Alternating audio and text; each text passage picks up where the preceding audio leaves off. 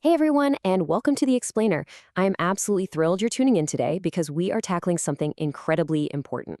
Let's be real, thinking about our environmental impacts can feel a little overwhelming, right? Well, today, we're taking back control by conducting an ecological audit. We are going to build a highly actionable, totally science backed toolkit for sustainable living. We're skipping the guilt trips, we're skipping the doom scrolling, and instead, we're focusing strictly on practical, high impact choices that you can actually make to shrink your footprint. So let's get right into it. Here's a quick look at our roadmap for today's audit. We'll start with the Earth overshoot problem, then we'll move into eating for the planet, mastering multi-stream composting, smart home water conservation, the power of heat pumps, and we'll wrap up with low-carbon travel choices. Section 1. The Earth overshoot problem. Operating in ecological debt. To kick things off, we really have to anchor ourselves in the reality of the macro-level climate crisis. When we look at global resource consumption as a whole, it is super easy to feel paralyzed. But to fix a problem, we first have to measure it. Okay, let's dive into this specific metric calculated by the Global Footprint Network. July 24th, 2025. Now, this isn't just some random date on the calendar. This is Earth Overshoot Day for the year 2025. It means by late July, humanity will have used up literally all the resources that the planet can regenerate in a full 365-day cycle. So what does this all mean? We really need to understand the concept of ecological overshoot. Basically, for the entire rest of the year after that July date, society is operating in the red. We're in ecological debt. We are drawing down our local resource stocks and pumping carbon dioxide into the atmosphere way, way faster than the Earth can possibly absorb it. Our main goal today is to figure out how to push that date back, and we do that by auditing our own day-to-day lives. Section 2. Eating for the planet. Small swaps, big returns. That brings us to our first micro-level solution, and it starts right on our plates. By the year 2050, our planet is going to be home to another 2 billion people. That makes the environmental impact of our diets absolutely massive. But the good news? It also means our daily food choices offer some of the biggest, fastest returns on sustainability. The Kendall Reagan Nutrition Center lays out 5 incredibly practical ways to eat more sustainably.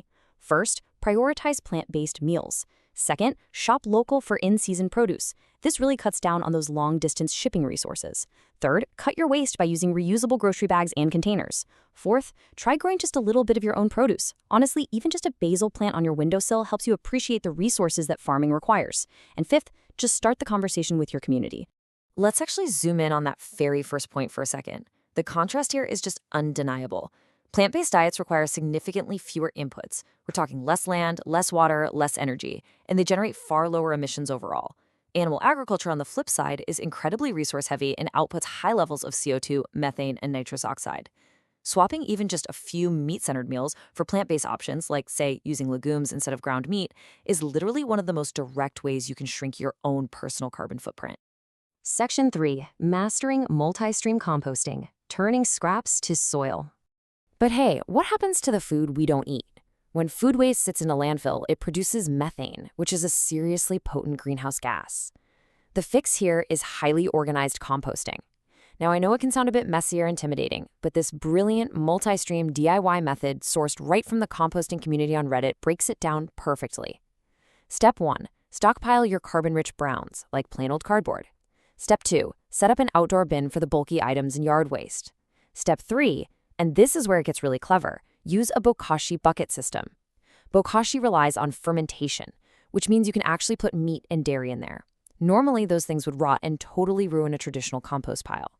Finally, step 4, add a worm bin for your veggie scraps. By separating these waste streams, you basically eliminate the odors, speed up the decomposition, and you get incredible soil out of it. Section 4, smart home water conservation, maximizing your plumbing ROI. Moving out of the kitchen and into the rest of the house, let's talk about water. In the US alone, the average family uses over 300 gallons of water every single day. But here's the thing, environmentalism does not have to mean sacrifice. It can actually mean some pretty significant financial savings if we just audit our plumbing. Now, what's really interesting about this slide is exactly where that 300 gallons a day is going. Check this out. Toilets make up 30%, and outdoor landscaping makes up another 30%. That means a massive 60% of an average family's daily water usage goes strictly to flushing waste and watering the lawn. That is a huge, highly targeted opportunity for conservation. And the financial return on investment here, it's kind of amazing. Simple upgrades pay for themselves so fast. For instance, a low-flow shower head might cost you, 15 to 50 bucks up front, but it saves up to $150 annually. It literally pays for itself in just a matter of months. Upgrading to a WaterSense toilet or slapping a smart irrigation controller on your sprinklers can yield hundreds of dollars in savings year after year. In fact, an average family can save over $380 annually just by retrofitting with efficient fixtures and appliances. So you're saving the planet's water and keeping more of your own money. Win-win. Section 5. The power of heat pumps. Efficient temperature control. Building on that home energy profile, let's tackle temperature. Heating and cooling are massive energy drains for a house, but a heat pump? It's an absolute game changer. Unlike a traditional furnace that has to burn fuel to create heat, a heat pump uses electricity to just transfer heat from the outside air or the ground directly into your home. Yes, even in the dead of winter. Because simply moving heat takes way less energy than generating it from scratch, heat pumps can be up to 3 times more efficient than your conventional electric models. And the benefits really do ripple outward. According to the Network for Public Health Law, upgrading your system isn't just an environmental choice. Heat pumps provide super reliable relief from extreme temperatures, and they significantly improve your indoor air quality by getting rid of combustion inside the home. Plus, you get heavily decreased greenhouse emissions and some seriously significant tax and energy bill savings. It's an investment that absolutely pays off for your wallet, the atmosphere, and for sure, your lungs. Section 6. Low-carbon travel choices. Rethinking how we move.